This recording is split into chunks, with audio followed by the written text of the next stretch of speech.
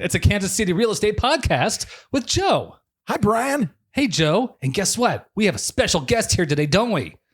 Who is it? It's our good friend, Paul Santos. Oh my gosh, he's here in the room. We're going to have him on the podcast? He's right here, sitting literally right next to How us. convenient. Hello, I'm Paul. Hi, Paul. Hey, Paul.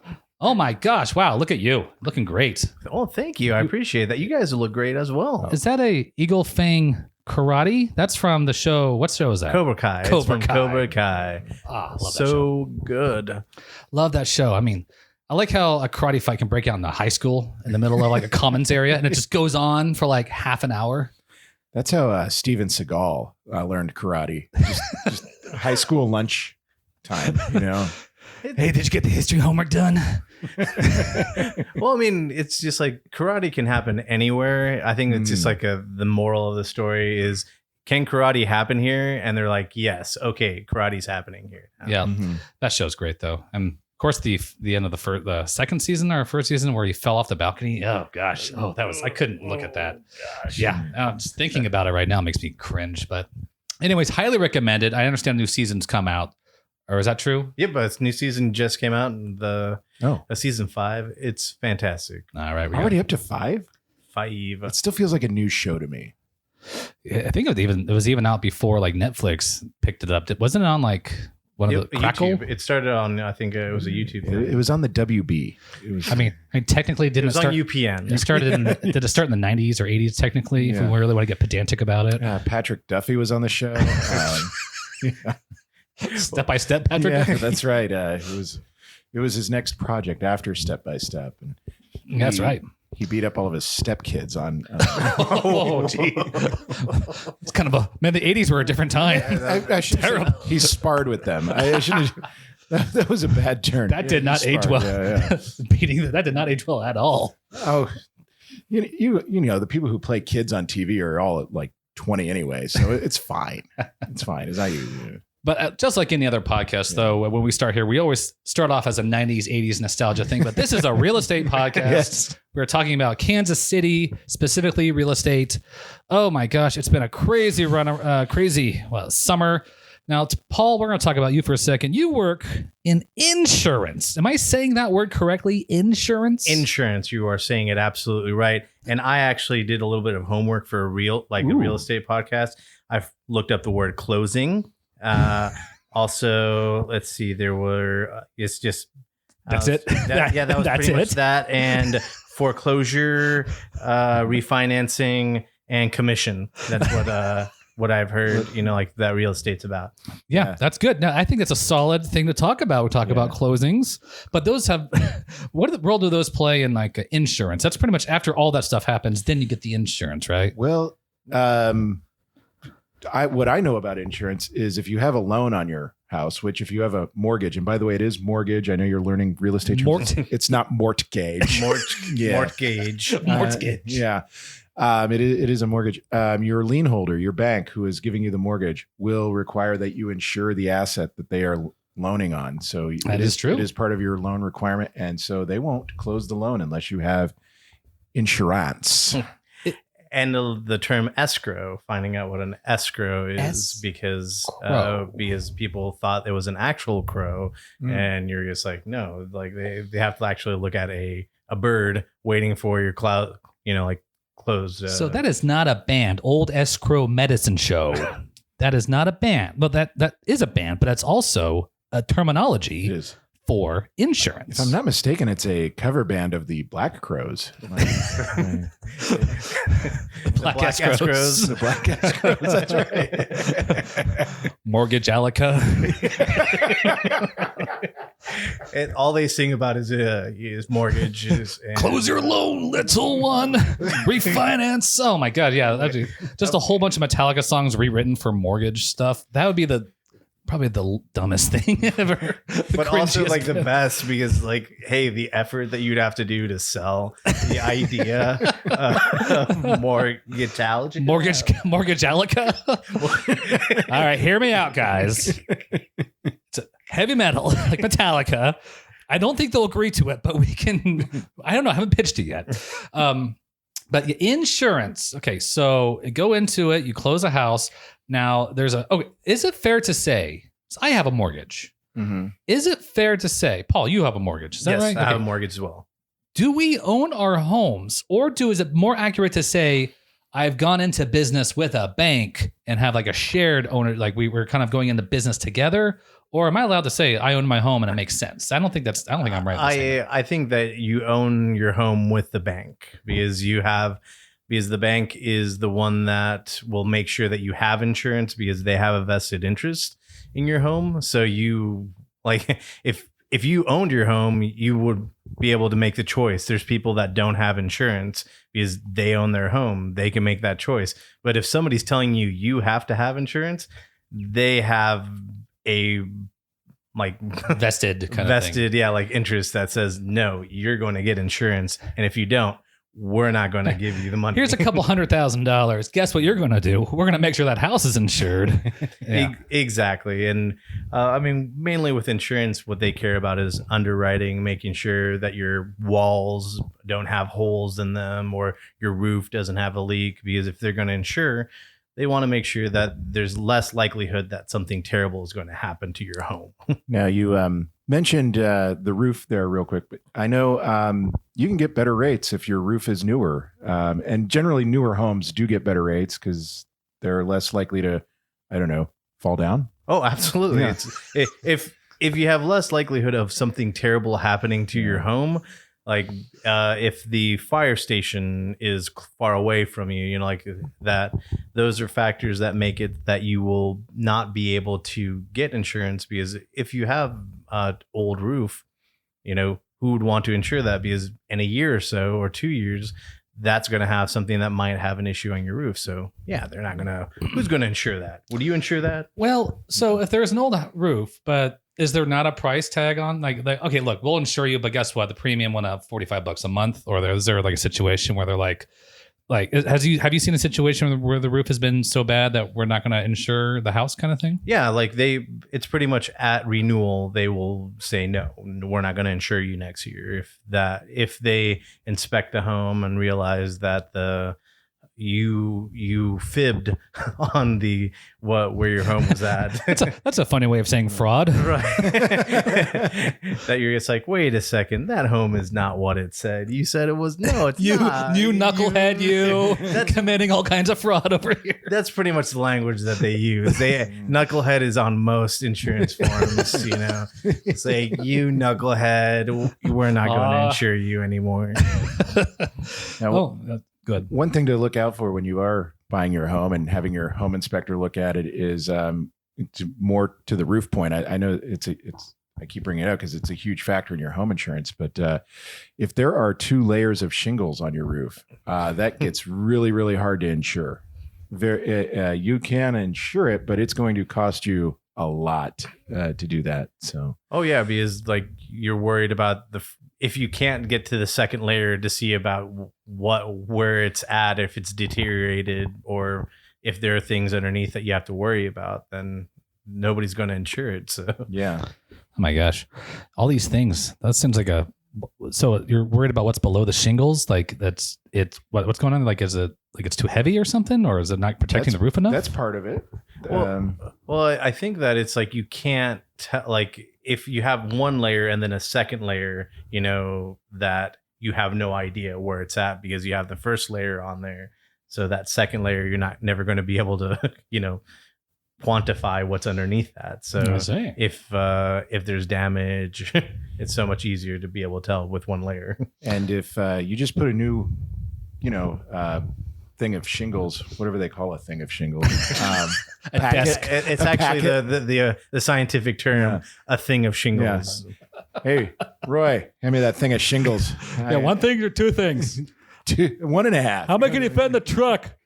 4 things. But if you're just nailing new shingles on top of old shingles instead of proper underlayment and things like that, you're just nailing into rotten shake shingles, and you know they're going to deteriorate under there, and yeah, you're going to have leaks and compromised structure, and it's I'm not a roofer, but it's not the proper way to put shingles on. I want you to have a shirt that just says, I'm not a roofer.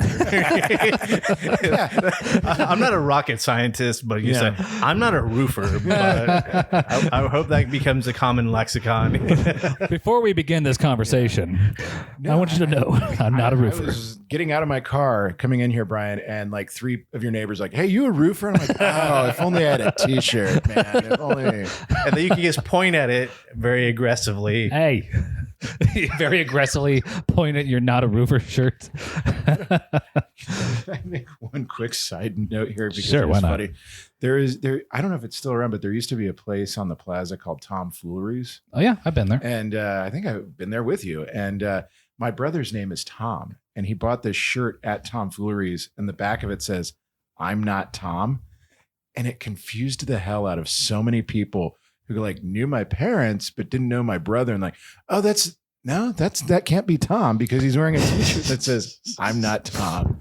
It's like you wrote a time space continuum situation there. I'm surprised you did like a portal didn't open up. Anyway, It's like a Joker situation too. Yeah. It's just like some people like to watch the world burn because it's like he is Tom saying that wearing a shirt saying he's not Tom. Wait a second. No, I've had that in a philosophy class where can God throw away a trash can or something? I don't know.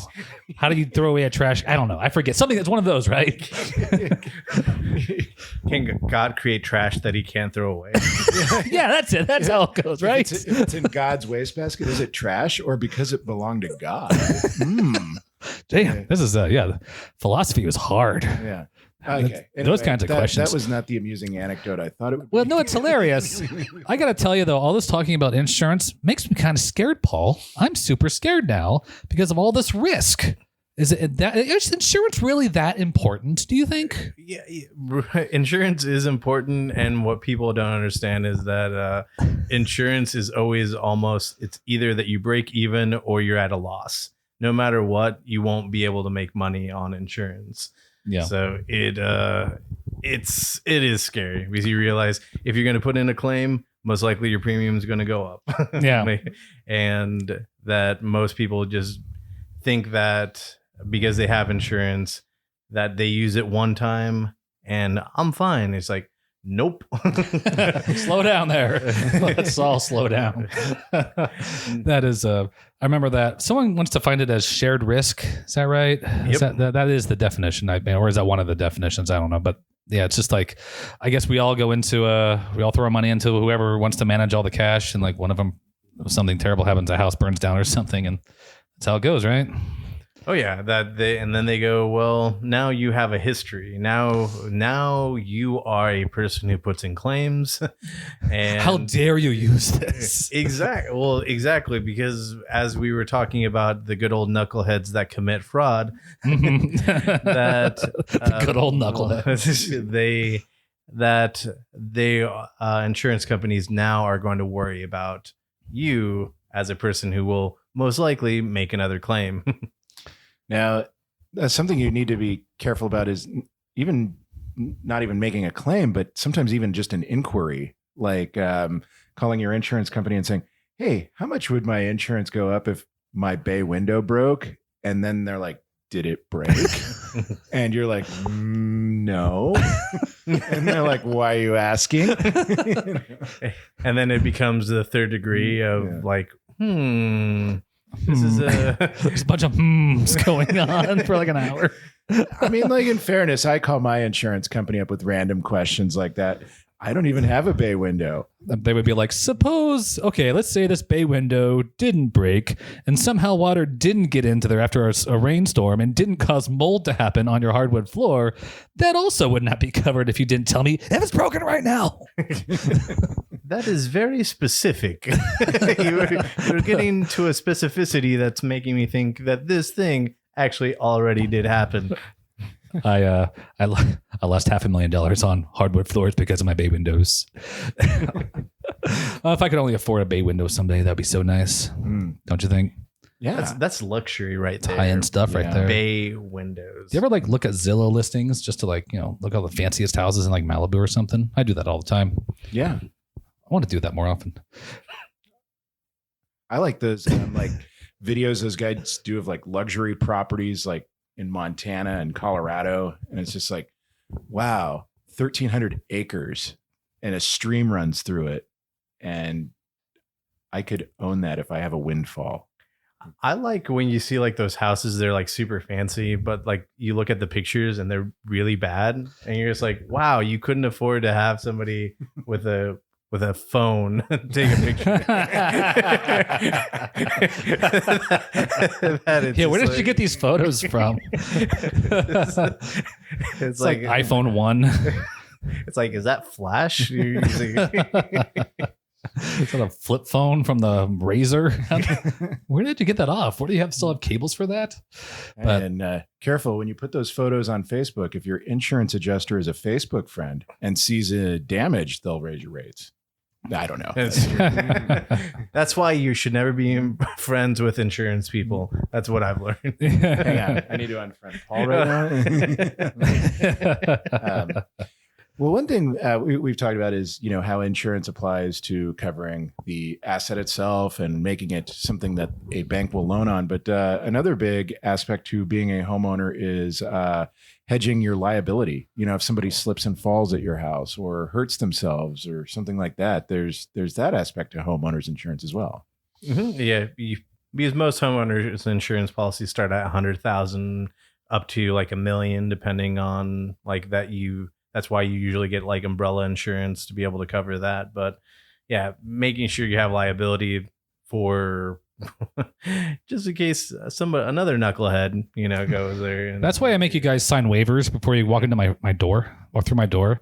That's why every time, right? And I make you sign contracts and I make you text it and hey, remember that contract you signed? So you can't run away from it.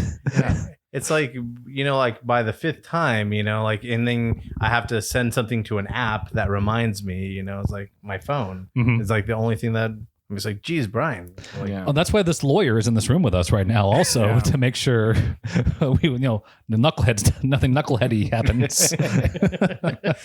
Well, and I thought it was overkill you having me sign that, but in the last 3 years, I have broken 7 bones and had a concussion at your house. So I'm protected, right? And I couldn't touch you. Yeah. So I just shook my fist at you. Your broken fist. Yeah. It's like, it was really gross. Come on. You didn't have a handrail. You signed this. Well, now you don't have a hand. So this insurance game, man, it's so people, if you own a house, like mortgage, the bank makes you do it, but if you own your house, you don't have to have insurance. I thought you did. I didn't know. No, like that. There's people that they have their own risk, like if the home burns down, that's on them. So, but yeah, if you don't have somebody who says that you have to have insurance, who is there to tell you that you have to get insurance? So most of the time it's like bank. I deal a lot with Hawaii, and banks can say you need to have hurricane insurance, So yeah. What are the insurances that we are required by law to have, like car insurance? Mm-hmm. And is health insurance still in there? Or is that kind of back? It's like wishy-washy kind of thing. I know that was for a while there in 2008 with the Affordable Care Act, but I know car insurance, and the argument is because we share the road, we all need to some things happen and we're all on the same road. Fair enough. With houses, so I guess it's like, well, if my house burns down, I guess you assume the risk that, you don't have to have it. Or I suppose there could be an argument where legally they might come and say like everyone has to have it, but that's obviously a frustrating thing. But that might be if you have an HOA or somebody or some other group that requires you to have it because you're part of a community. But I would say in general, I don't think that you'd have to have insurance because, like the only thing that I could think of maybe is liability, the liability side. If you burn your own home down and you cause damage to somebody else, then guess what? The liability aspect. Yeah. Even if you're well off, own your house free and clear, I think I would still carry some form of liability. You should have insurance. I'm not saying that because it's like because I wouldn't have a job if people didn't have, insurance. Like you should have insurance because if the worst thing happens, then you're at a total loss. So you should definitely have insurance. Yeah. It's one of the things I hated. I think this goes back to kind of the education experience of I do wish like high school would teach more about doing your taxes, right? Like these things. I learned about like insurance, like health insurance, kind of the hard way of like as things happen, then you're like, you need to do this, you need to do that. And I'm like, I really wish this was kind of a class that I could have taken in high school. I don't recall there being an insurance class, but it's pretty important. I feel like right up there with like learning how to do your taxes. Yeah, I think I actually bought health insurance after you told me some horror story. Like, I'm like, oh, I should have that. You know? Is that right? It was one of my health run-ins. It may have been, yeah.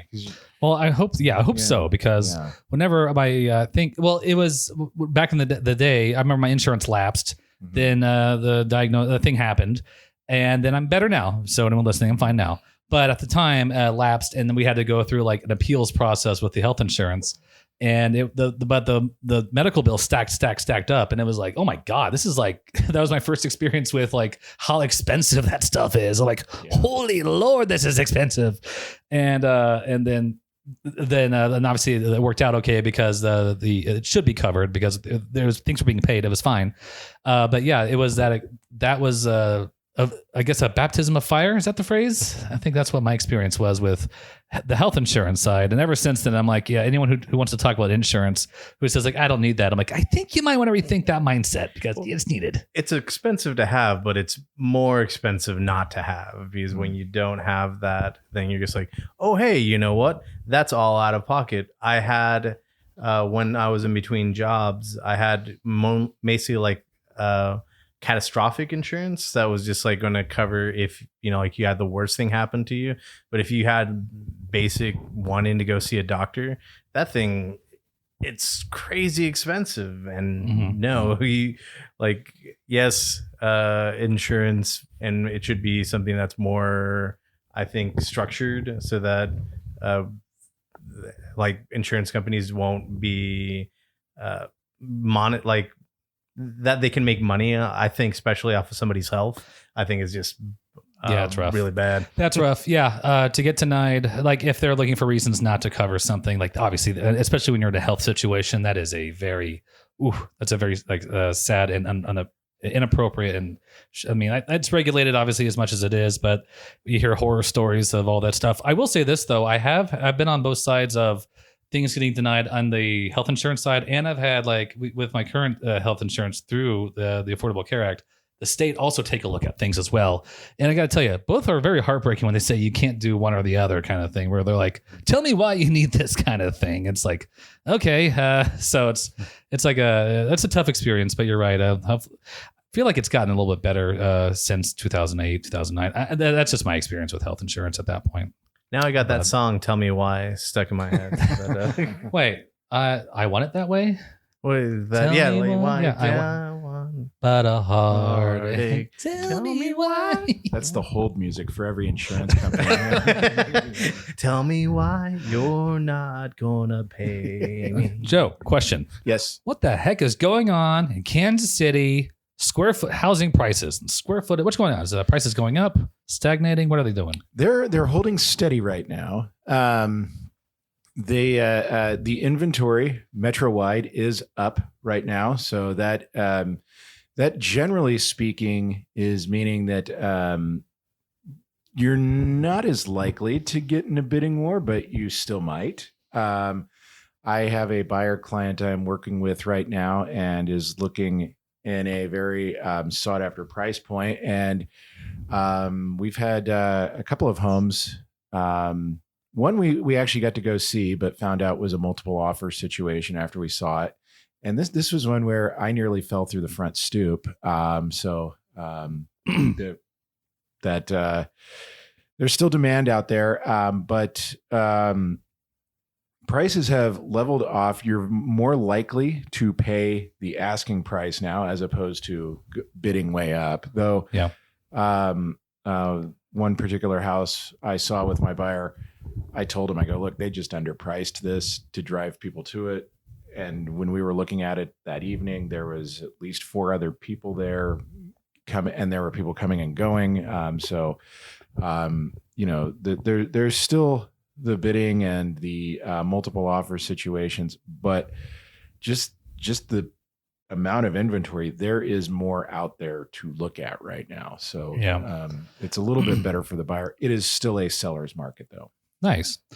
Well, has it ever never been a seller's market? And, coming from, let's see. Well, yeah, like when the economy turned down in 2008, 2009, but almost since then, the housing market has been on an ascension where maybe there was like a tipping point somewhere around 2012, something like that. But that would still put us at like 10 years where it still favors the seller. That they're more so now than in the past. Like there are homes, that I've seen go on the market that are like on busy streets and things like that. I'm like, that would not have sold 3 years ago, that is going for more than asking price. But I think we're getting to a point now where there's enough inventory where I'm starting to see things like the house next to the railroad tracks is sitting a while. The house on a busy street is sitting a while now. Okay. So. I think one of my predictions I saw, I don't know if it counts as a payoff or fulfilled, but I think I was reading Forbes magazine, but someone was talking about how so my theory was since March or February or March or somewhere around there, that the people were doing cash out refis or refinancing their houses and taking the cash and updating their houses and doing the refinance thing, but they were locking in. They were like, so their houses were maybe appraised at like to 275, but then they got reappraised with the cash out refi to 375 because interest rates were like at 2.75, and they would take out like $80,000 of that 100,000 and put the 20% down. So now their houses are appraised at 375. And then they made their updates. Now we are here. We are now. It's at 6% around, give or take, in interest rates for mortgages. And they're like, oh yeah, no one's going to pay $375,000 for their house now because at that rate, at that interest rate. So they can't really sell at that number. So they can't trade up to the next house if they want. They're in their home, and that's where they're going to be staying for a little while unless they rent it out and find a renter and want to put a down payment to get another house.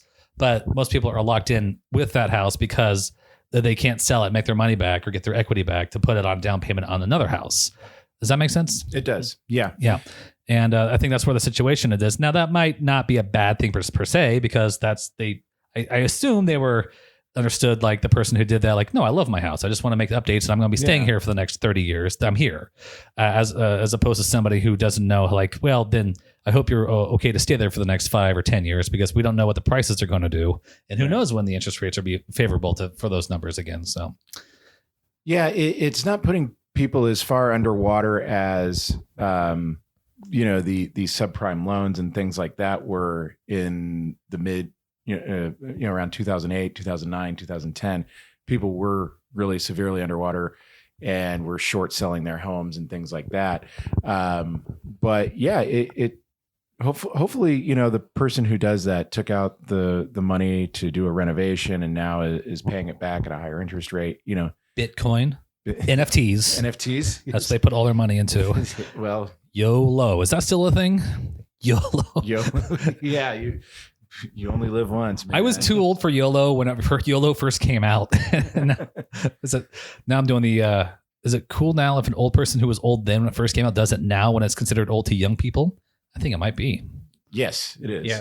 Yeah, go for it. Cool is cool, man. Yeah. So cool's cool. Yeah. Yeah. YOLO. You only live once, so use the term YOLO. YOLO. Yes.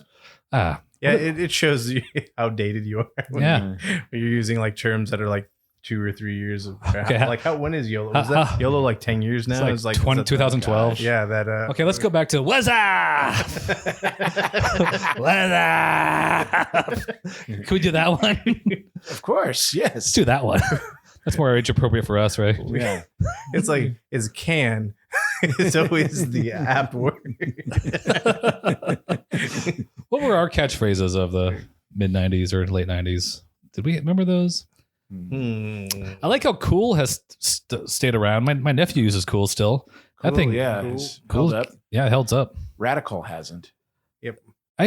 Radical is not. Millhouse uses it. That's rad. Gnarly. I say radical. Far out.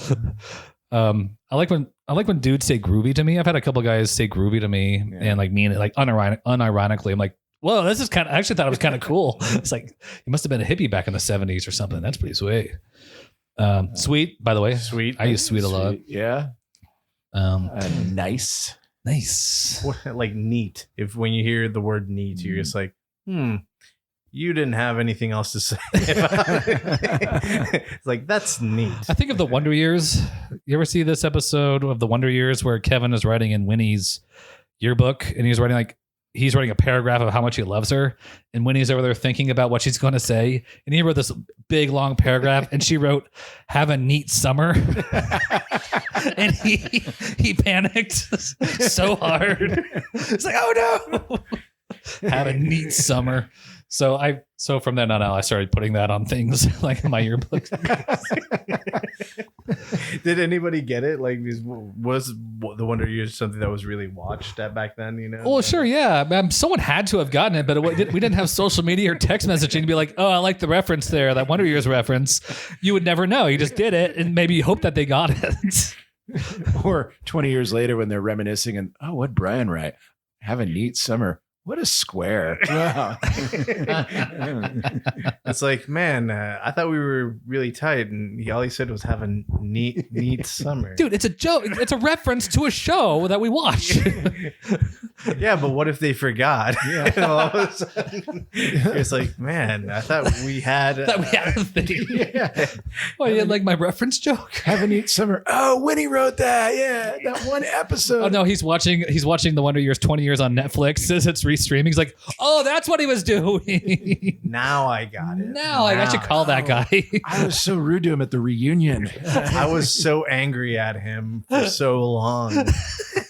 And it was me. I was the jerk in that situation. I didn't even know it. Speaking of, my reunion is in 1 week. Oh, 20 years for me. But oh my gosh. But Tanya is with child, and we're due next month, so I don't think we're going to be going back to that. Speaking of insurance, I should probably insure the baby, huh?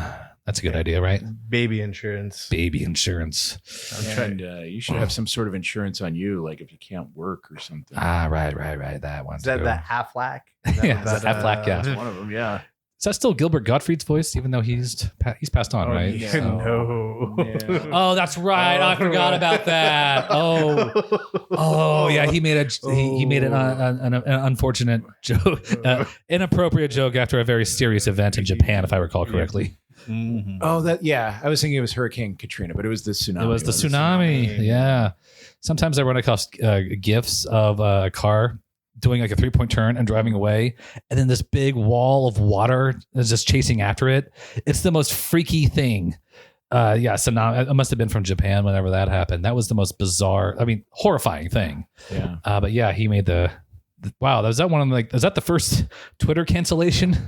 That might have been. Maybe. Okay, I have a theory, Paul, that the reason why insurance companies get to make all those weird, silly commercials where they're just goofing around with it's because a lot of these products you're required to have on some level. Mm-hmm. So the point is like, well, since they're required to, either the bank or the law or whatever says you must have this, we just need to differentiate ourselves from the other competition. So let's just do goofy commercials and see what happens. It's like the Liberty Mutual things, Yes. like where it's just like the emu. Yeah, emu. You got like, it's pretty much who can make the funniest commercials. Or catchiest, catchiest jingle. Yeah, like with Progressive, Flow, and then those people just hanging out and with John Hamm for some reason. I like the humor. Yeah, it's like what kind of humor is that? Flow, like they're like hanging out. It's like caustic, kind of sarcastic. A person's unaware, but they're not really unaware. They know they're kind of like the guy who plays the redhead guy. It's like, I don't know what there's a term for that kind of humor, but they're just like, they're aware, but they're like talking like in a caustic, sarcastic way. And I love that kind of humor and all. It's just when you see it like on like trying to promote a product of some kind, it's just different. Whereas Liberty, it's silly. An emu wearing sunglasses, right? That's silly humor. Yeah. And for me, I think the creme de la creme is the knowing you're becoming your parents, the Progressive. I think that those ones it's just a very, it's like, what is this? Is it I'll give you $100 if you can guess what it is. He's like, Scotch egg. He's like, it's a meatball. You throw this away. He has the remote control Velcro to the table. It's just that. It's pretty much like, I'm trying to think, because I think like the Geico commercials used to be, like I think it's Geico started it, like that Being silly. Like an insurance company being silly. What was it? It was like, can Geico save you 15% or more? I don't know. There's a woodchuck wood. Yeah. I was about to say something, and then I thought of a parody you made. Yeah, remember that? I made that back in the mid 2000s. There's a bear in the woods, and then it cuts to a bear. And I'm like, wait, that wasn't a real. That was my joke. Yeah, that was my first YouTube video that got to like 100,000 views. God, I got it to rank for Geico keywords, and that's when I learned about SEO. Is that how that's how you became SEO? That's how it all started, Paul. I leave that out of my interview process. So whenever are you okay there, Paul? Yeah. I think I just realized my mic's not plugged in. Shouldn't it have green lights up here? No, it's going. Okay. You can see it's recording, or is it just recording? Okay. Yeah, no, you're good, man. You're hot. Okay. Not to ruin the magic of our podcast, but I'm like looking at this USB. I'm like, I thought that should be plugged into something. Oh, that should be plugged. How we going? Check it out. Yeah. Check it. Yeah. We're talking about extras now. Talking about Ricky Gervais on extras. Like all the characters, like the what's it called? The cameos with all the celebrities. They always play like this weird aloof. How would you characterize them? They're always aloof, making fun of, I don't know how silly they are, or maybe acting as a profession, or I don't know, just like the different aspects of them. I liked how, Harry Potter, who's that? Daniel Radcliffe. And he was just like playing like a young, like he was like immature little boy kind of thing. He's pretending like, look how cool he had cigarettes. Like, look at me, I have cigarettes. It's like, look at me. Like, what are you, 15? Stop that. But yeah, it's just that sense of humor that when you can poke sense of fun at yourself, like the Larry Sanders Show, like where you have like this, what is a version of yourself that's just so... I think that if you can do that and still be a celebrity, that you're on the right track, that you can be funny and not be a jerk, or be a jerk and understand that you are being a jerk, and that you're part of the joke. I wonder how they handle it's like, okay, so you understand the joke, you're in on the joke, you get it. Yeah, I get it. I'm the egotistical and all this stuff, right? I can play wrong, be goofy. But if someone targets you consistently over time and they just come at you just for the sake of being mean, not because they want to have a laugh or take the piss out of you, but like, no, I'm targeting you. I want you to feel pain for what I'm about to say to you. Like that is where it kind of gets like, come on, he's a celebrity. Obviously they sign up for this. They're very wealthy. But like, it's not, when you see someone do that, I guess that seems like basically internet troll culture, right? That's right. Essentially what, when you package that up, it's just like, you're just doing that just to see how angry you can make them. And what about, I hope I'm not inviting anything right now. A troll, you have entered, a troll has entered. Is there a 4chan for real estate agents? Please don't, I don't want to go viral on that, dear God. I was just about to say how Tom Cruise is an arsonist, you should get Tom Cruise insurance on your house. just in case Tom Cruises happen. Yeah. Tom Cruise eye. What if you have clone Tom Cruise? Yes. Now that's a movie. I'd watch that movie. Like Multiplicity, but Tom Cruise. Remember the episode of South Park where the Osimo, he would like try to pitch movies, but they're all just Adam Sandler movies that were stupid. So Adam Sandler movies. And it's just like, okay, maybe Adam Sandler's a talking dog. So yeah, every Michael Keaton movie but Tom. I'm sorry, go ahead, Paul. No, it's just like that. Just makes me think about the South Park making fun of Family Guy with the tank of the walrus. Was it the manatees? Manatees choosing ideas. A pop culture reference, a location, a scenario. Yeah. It's pretty much it's an improv joke, right? Yeah, it's an improv scene. Basically, it's an improv scene.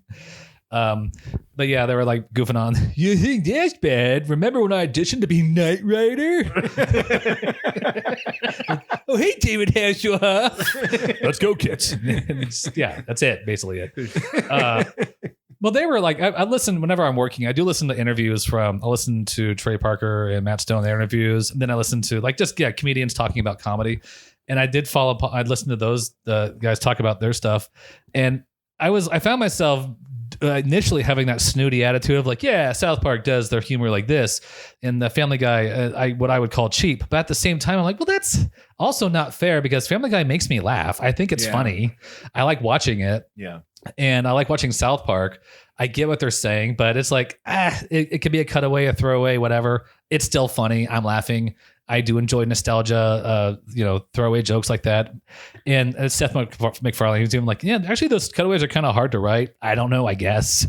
It seems like you just put Gary Coleman in a bowl of, I don't know, I think a pudding or something. I don't know. And see what happens. But I just think that South Park lands a little bit more, like percentage wise per joke, like for me, that Family Guy always just feels like they have to shock you. Like they have to find a new way to shock, where South Park, yes, it's shocking at the same time, but I don't know. It's like, I think that the pinnacle of Family Guy was 1, 2, and 3. Like for me, those first 3 seasons, the ones that got canceled. Well, once the ones that actually got it canceled and then they're just like, oh yeah, because those ones, like those non sequiturs were just on, where he's like, hey, you remember when all of a sudden this bear breaks through the wall and like starts attacking him? And he's like, wow, like sure, you probably can't write that kind of joke, 20 years on, or however. How long has Family Guy been on now? Oh geez, I remember buying the DVD box set when I first moved here to Lawrence, so that'd be 2004 or 5, somewhere around there. And I was at Hastings when I bought that. So I was gonna say, I think it was early 2000s. I think it. Yeah, so it was like 22 years. Imagine. Yeah, right. Like it's like The Simpsons. Like, man, that show is still on. How do they do it? Well, yeah. I mean, I guess I think I've decided that the way The Simpsons works, that each time of The Simpsons appeals to, I don't know what age bracket at that time, who's ever watching it in high school or college. Because I stopped watching around season probably, I think I looked it up recently. It was around season 12, around that time. I think I checked out at Skinner being Harmon Tanzarian. Then around that time, so I started checking out. Remember that episode?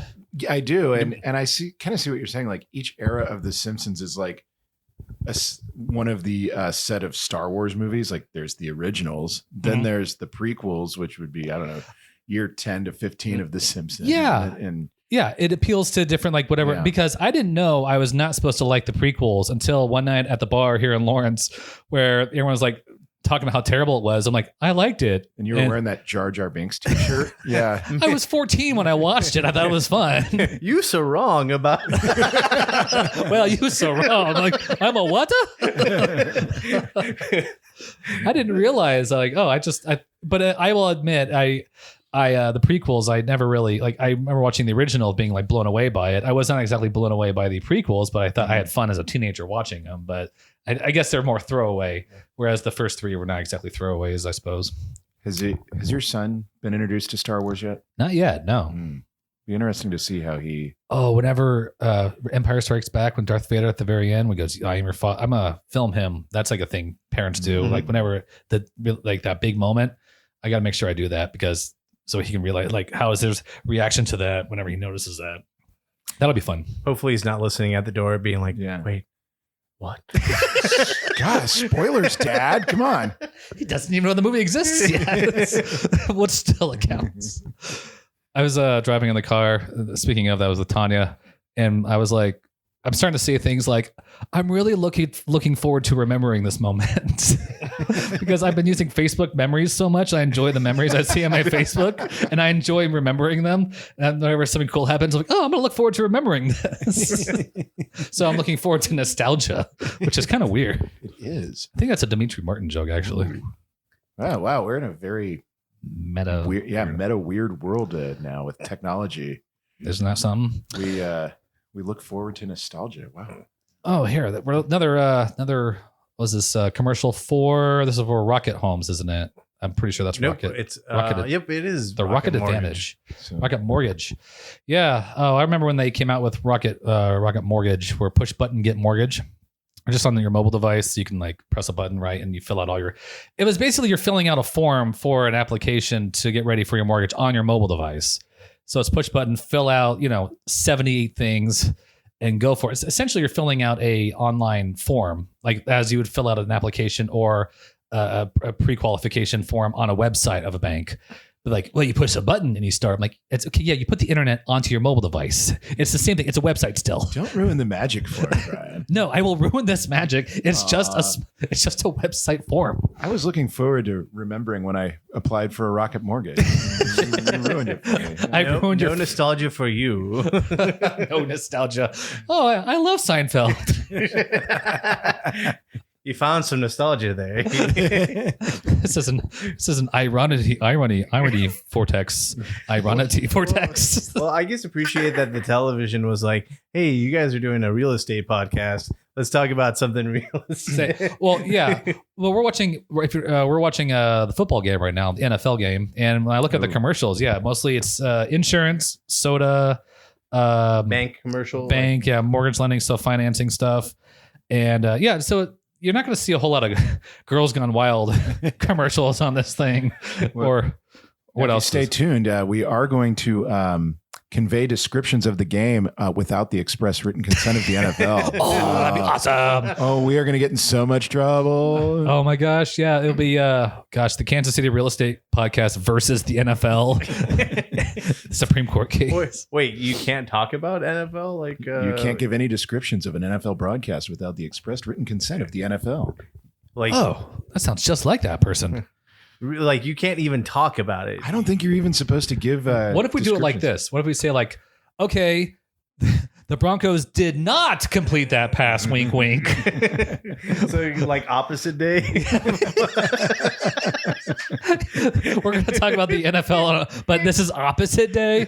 So the Texans are not about the kickoff right now. They're not kicking off. Okay. So the Broncos are about to kick off at 2 minutes, 19 seconds in the first quarter. And the Broncos have not kicked it off.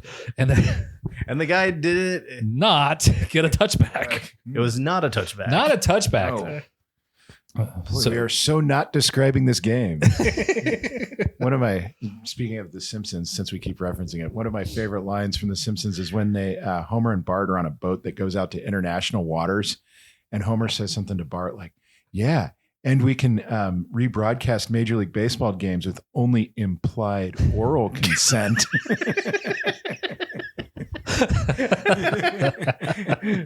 Oh gosh.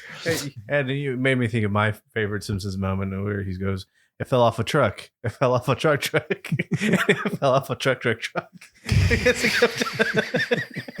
That was a truck that was carrying trucks out of truck." I don't know why I just thought about my favorite one this last week was where Milhouse's dad gets fired from the cracker factory. And he goes, "So what's that? After 25 years, so long, good luck?" It's like, I don't recall saying good luck.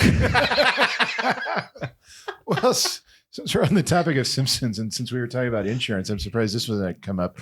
When Ned Flanders' house gets hit by a hurricane, and Marge goes to Flanders' wife, Maude. He goes, "Well, won't insurance take care of this?" And Maude goes, "Oh, Nettie doesn't buy insurance. He thinks of it as a form of gambling."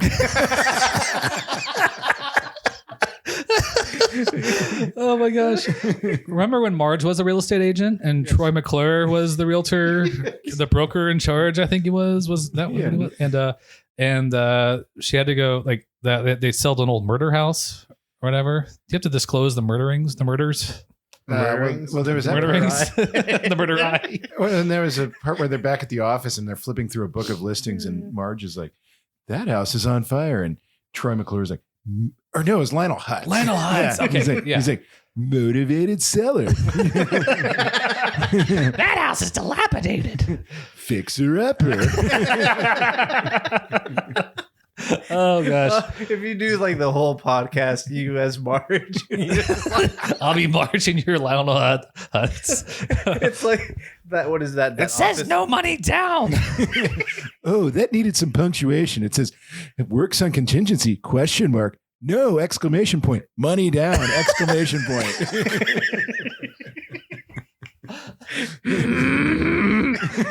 There's no need to murmur, man.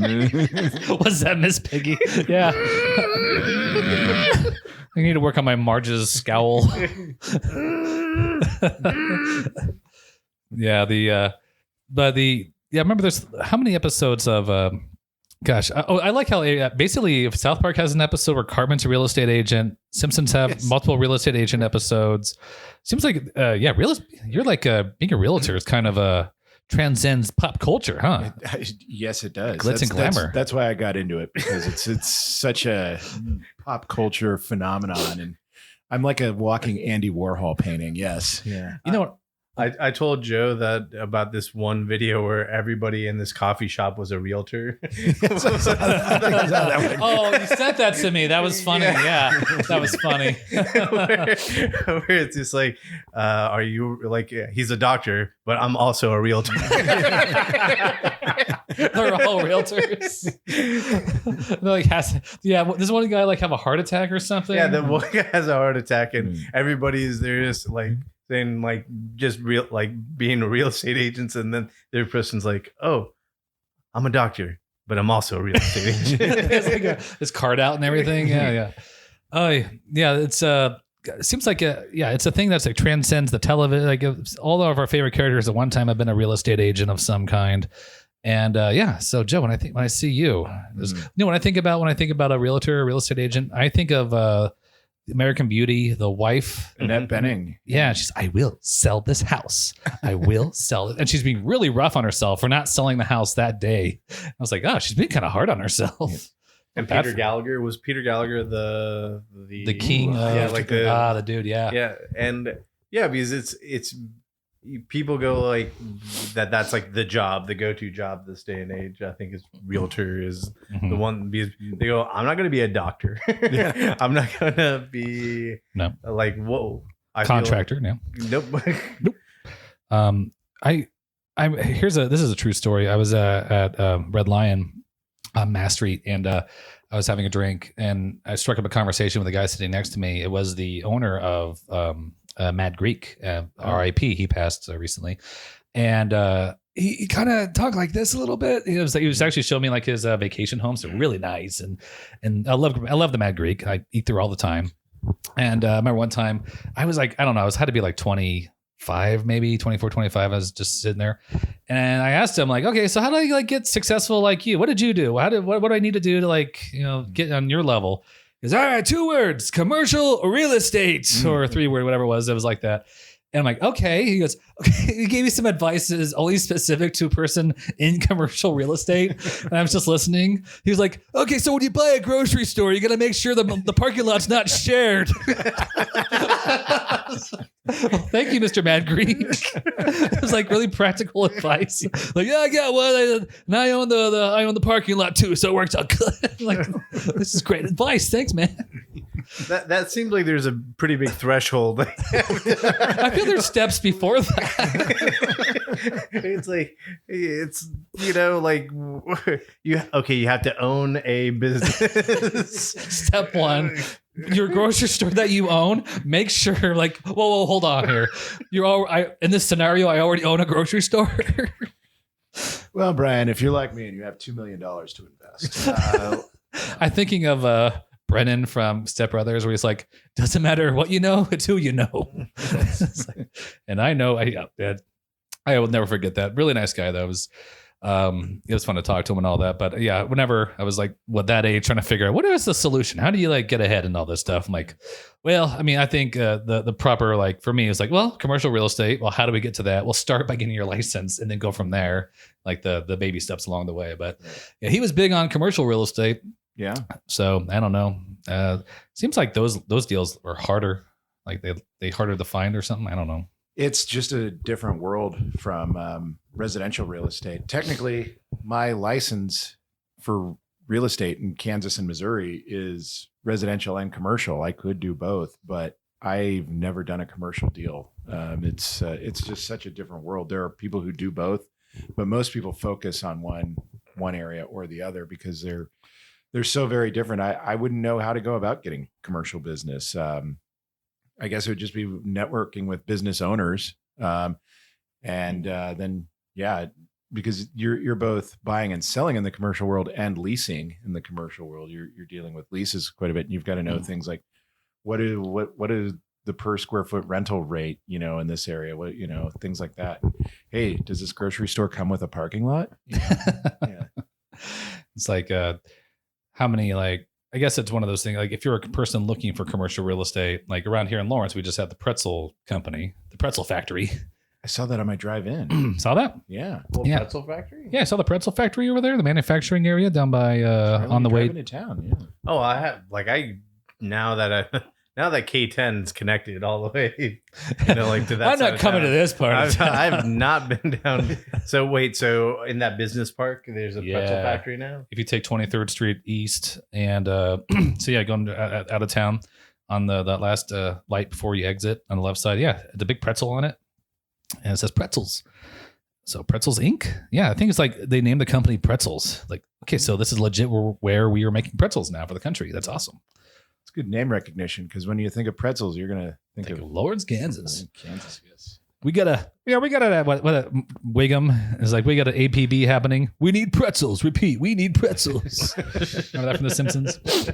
Wasn't like a beer truck flipped over and it was spraying beer everywhere. Yeah. But yeah, I like that. Actually, it's one of those, remember when they try to put a Tyson's chicken in here and people were like, no, we're not doing that. Yeah, because of the smell. Mm-hmm. But where pretzels are coming in, like, yeah, we'll do pretzels. That's fine. Like, pretzels smell good. Yeah, we like pretzels. That's fine. And actually, after living in Richmond, Indiana for a while, that town smells like dog food because they manufacture dog food there. And it legit actually does smell like dog food 3 days a week. And then you have to get used to it.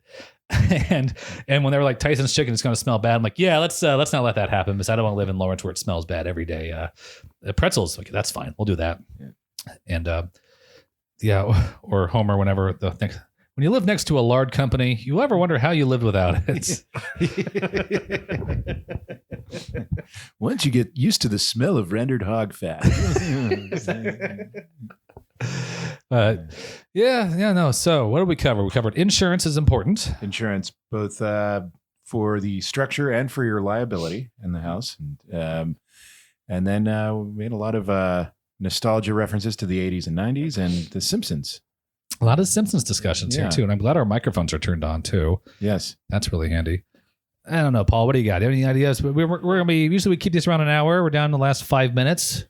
Any parting thoughts there? What do you want to talk about? Anything? Thanks for being on, by the way. Oh, well, it's been a pleasure being with both of you fine gentlemen. Let's see. I'm trying to think for insurance. Just read it might sound like but read your insurance policy so that you know what you actually have, because sometimes you think you have insurance for a specific situation, but you don't.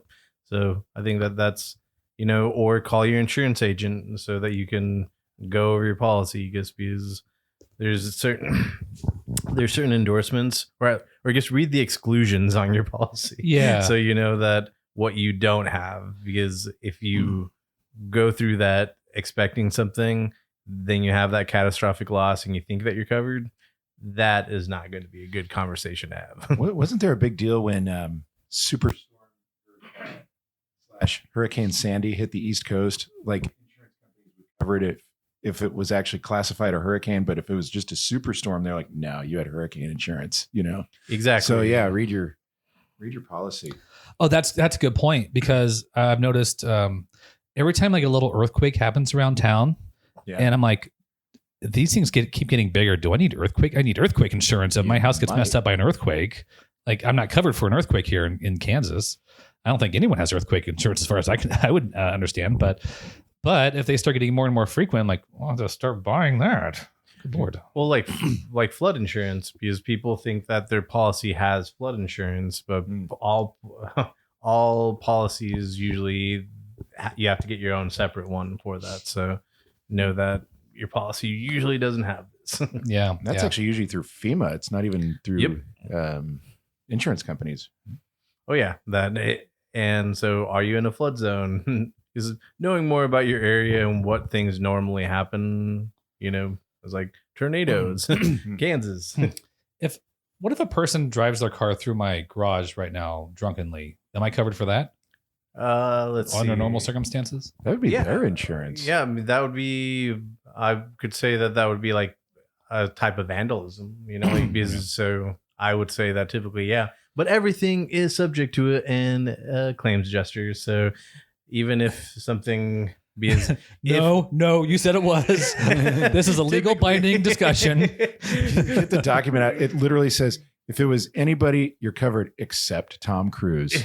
And Tom Cruise is the one that did it. Yeah. But because insurance is actually just based off of what's the thing that caused the damage. So, and if somehow the damage was caused by something else than the thing you thought it was, and that thing is not covered, then you're not covered. So knowing what's the first thing, that's why the roof's so important, because if the roof isn't has a hole in it or anything, it will cause water damage, it'll cause mold, and then that'll cause your house to fall down. Oh, yeah, that would be a bummer. The capital B. As far as all righty.